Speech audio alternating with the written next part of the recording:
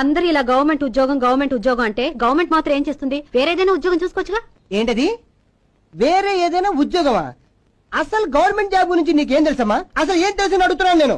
1 సంవత్సరం 104 రోజులు శని ఆదివారాలు సెలవు, ఒంట్లో బాగాలేదు కంట్లో బాగాలేదని 15 రోజులు సెలవు, సంవత్సరం పూర్తయిన తర్వాత ఒక 30 రోజులు సెలవు పెట్టాలి. అసలు సెలవు పెట్టకపోతే కంపల్సరీ సెలవు పెట్టి తీరాల్సినట్టే. అది కాక శని ఆదివారాలు కాక గాంధీ జయంతి, కృష్ణ జయంతి, గోకులాష్టమి, వినాయక చవితి, సరస్వతి పూజ, విజయదశమి, దీపావళి, క్రిస్మస్, రంజాను, జనవరి 1, సంక్రాంతి, జనవరి 26, ఉగాది, బక్రీదు, గుడ్ ఫ్రైడే, మే 1, ఆగస్టు 15 అని ఓ 18 రోజులు సెలవు. ఇవన్నీ కలిపితే 197 రోజులు అయ్యాయి. ఇది కాక 165 రోజుల్లో రోజుకి 8 గంటలు మాత్రమే పని. అందులో 30 రోజులు లేటుగా రావచ్చు. ఈ రకంగా చూస్తే సంవత్సరానికి 53 రోజులు మాత్రమే పని.